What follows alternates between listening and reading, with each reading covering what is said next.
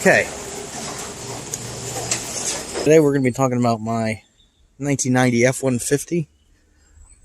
Two-wheel drive, short bed, pick-em-up truck. I bought this back in August of 2020. Try that again. Take two. Bought this from a individual whose father passed away in August of 2020 for $1,800. It was sitting for about 3 years before I bought it. Everything was, dirty or whatever, but you could tell that the elderly gentleman who owned this prior to me really took really good care of this thing. I mean, there's not even a crack in the dash. The dash was just very dry when I bought it. Also, this glass was missing. It was broken. I don't have door keys for this thing, so somebody broke into it, smashed this window out to get into the truck. I still don't have door keys for it, but I do lock it and just break into it by keeping this unlocked, opening it like this, reaching in, grabbing the handle, and that's it. So I do have an anti-theft device. Damn stick shift. Nobody knows how to drive stick shifts anymore. So it is powered by the 300 cubic inch 4.9 liter inline 6. That is actually gear driven, not a timing belt or timing chain. It's a series of gears. Makes this thing uber reliable. Basically has its bones started out in the mid 60s. I don't remember the cubic inch, like a 230, I believe, and they kept on moving it up to this final iteration, which is a 300 cubic inch 4.9, 265 foot-pounds of torque at between 1800 and 2200 RPM, so almost right off of idle.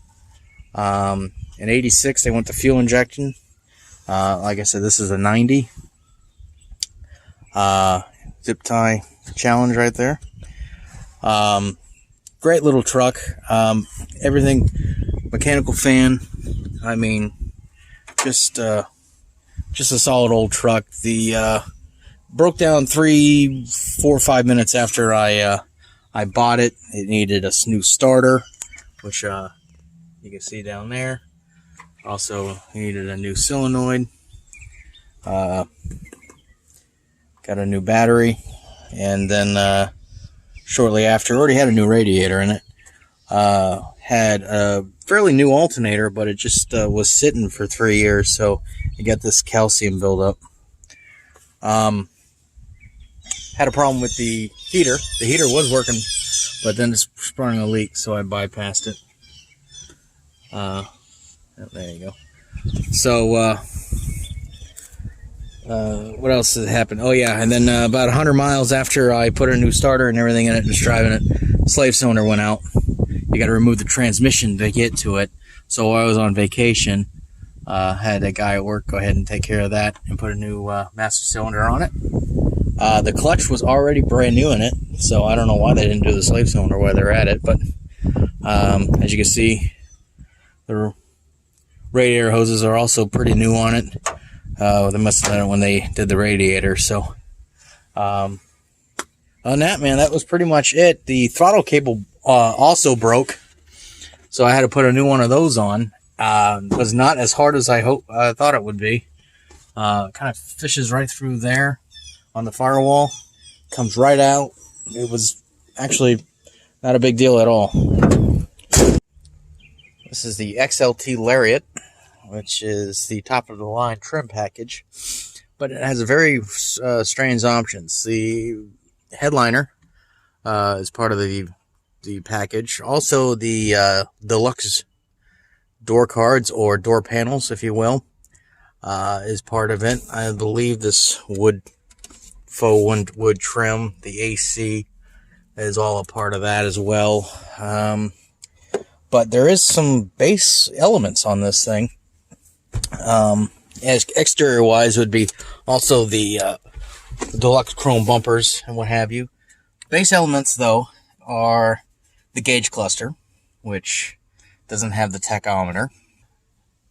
It has crank windows, no power locks, even though as I said, the door panels are the deluxe kind. It also has the manual 5-speed with the base motor, the inline 6, as opposed to the V8 5-liter, and I believe on the F-150s as well, you could get the optional 5.8 351 Windsor. Despite having the top of the line trim package, it has a lot of base model stuff on it, which is kind of cool. I got to get this fixed. I really dig that it has the manual windows and no power locks. Also, one thing that also broke or was not working when I bought this thing was leaking pretty bad. Had a new power steering pump on there. So, that was it though. Maybe another $1,000 into this. So I got $2,800 all in on this truck. Owned it for 8 months. And I'd say I could probably get $4,000 out of it right now without trouble. Deluxe bumpers, as I said, front and rear. So I decided I would say probably around July of last year that I wanted a truck. And my criteria for the truck would be I wanted it full size, I wanted it old, and I also wanted it to be a handshaker. So I did the research on the inline 6s on these Fords because I was always fascinated with those. Never owned a vehicle that had inline 6 at all. So I kind of didn't even look at the Chevys and just kind of went right to these. Always had the soft spot for these old brick noses. Yeah, very old school. Got the dual tanks, which both work. And I just like that flat front nose. And the name on it is Old Red. That's what I call it. And it didn't take me long to come up with that name. Just kind of dig on it. And made this custom Ford emblem there. Got this graphic from eBay, which is a little too big, but almost perfectly matches the signs that I needed. And then this is just some black duct tape I used as the background. So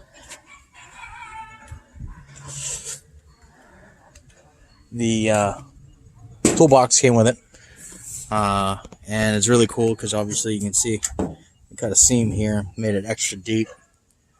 Just carry a whole shitload of stuff in there. So locks don't work, but whatever. Nobody's really gonna screw with it. Put these graphics on, of course. Had the Buccaneers one up before the Super Bowl. Actually, before the damn season, to be honest with you. Everything I got on was pretty much on eBay. Etsy is where I got that one that says Brick Nose. And I may have got the Endangered Species one from Etsy's as well. But got this, of course, from Roadkill. I don't know if you guys are familiar with that, but that's something I dig on. So let's get something from the Vice Grip Garage as well. So chrome is in really good shape, polishes right up. I just love the simplicity of this truck. There's not really much that can go wrong. Got the wheels shined up as best I can, and I got it resprayed with this it's like aluminum paint, just to give them a little bit of a shine. I changed out the center caps. That was only like $20-something for the new center caps, but eventually I'm going to go ahead and get new rims for it. Haven't decided what I'm going to get, but I got my eyes set on either the original Outlaws, which are similar to that, but they don't have any holes, from American Racing.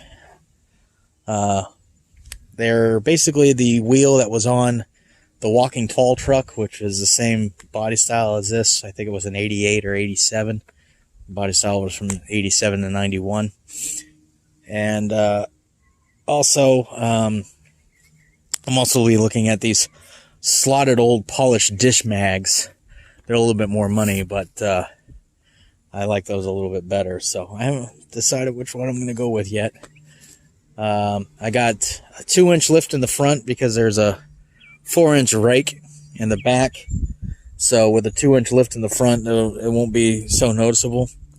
And I'm also got some, I already bought them, but I got some running boards. It had a set of aluminum old man style running boards, but I got the tube type chrome that goes on the bottom there. So, all right. Well, with that being said, we're gonna go ahead and switch it off to what I did at last week. As far as wet sanding and polishing and buffing, and you'll see what this thing looks like, and then afterwards we're going to do a little before and after little comparison on a little slideshow I got created. So got new mirrors when I bought this thing too. One of them, for whatever reason, they didn't match, and another reason, they both broke off at the stem here. They rusted up and snapped right off. So but it's been a really reliable truck, and I just love driving it. That 5-speed and that inline 6 buzzing half dozen. It's just a badass little truck, and I get shit for gas mileage, but with the 31s on it, you know, there's not much you can do. But yeah, I just kind of dig on it. All right, well, enjoy the video.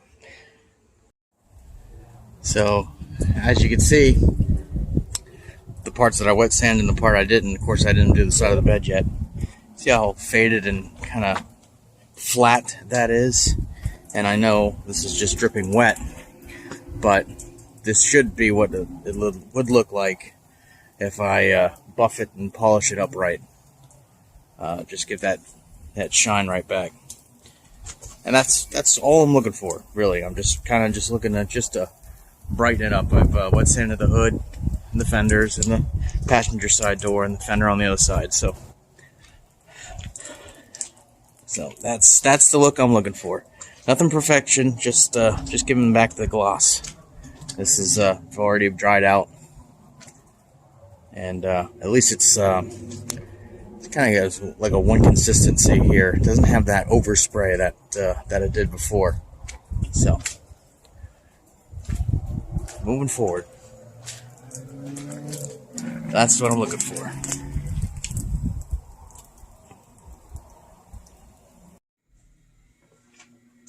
So with the truck nice and wet sanded, yeah, start the buffing process here in a second. Also going to touch up where I need to, but kind of interesting. Got some scratches here that was not visible prior to wet sanding. So all these scratches, like it was almost like it was in the woods or something. Could not see that before.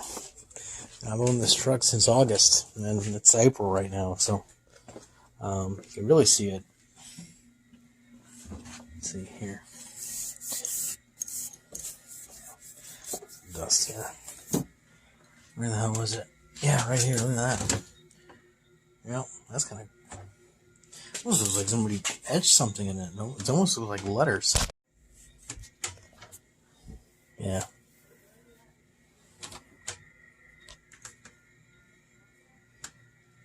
Kind of interesting. And then you can see here, kind of looks a little different too. Not sure what the hell that's all about. That looks like it's really polished here, and then so well, hopefully that kind of works itself out, because that looks very funny right now. That didn't look like that prior. So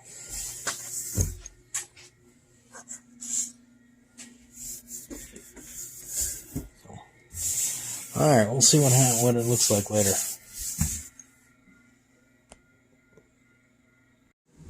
Okay, so still got some of that hazy overspray on the truck, but you can see that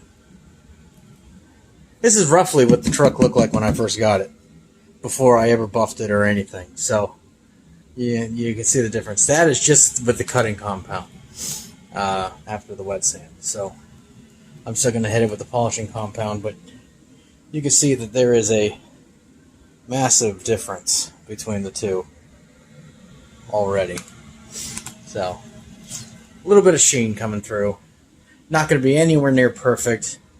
See a little, you can see a reflection at least of the ceiling there. And then over here, you can't see shit. So, big difference, but like I said, just trying to make it look a little bit nicer, a little bit better. See, from here it doesn't look all that bad. Out in the sunlight it shouldn't look that bad. Of course I haven't done the side yet, but under artificial light. But definitely see the difference between the two there. So, alright, I'll hit it with that that polishing compound to see how it really looks after that. But so Dad only has light on this side of the garage, so I'll be buffing this side, getting in the truck, turning around, and buffing the other side, and then also doing the roof. Alright, so now I use the polish on the buffer, and yeah, there's a big difference between that and that. So yeah, I don't think this thing's ever looked this good as far as when I had it before, because I didn't wet sand it last time I buffed it, and I only buffed it with basically the cutting compound anyhow. So, but yeah, that's pretty much, yeah, this was pretty much how the truck looked when I got it. So before and now. So, all right, at least it's going to pay off a little bit as far as the look's concerned, and that's all I'm looking for. All right, so here's the end results of the buffing. It didn't turn out all that great. I mean, the truck looks better. It turned out okay in some sections. There's the reflection right there, but in other sections where the guy spray painted, it's going to have to be taken down further, and I just don't have the time or the real care to really care about that. See some of the reflection there, but it is what it is. There's only so much I could do to this tired old paint that was, I've already touched up a bunch of stuff from it being missing. So it's, it's going to need a paint job eventually, and it'll get one.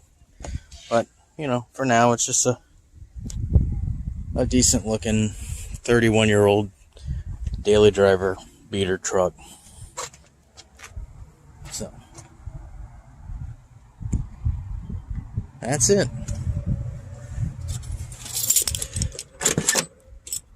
Well, thanks for watching.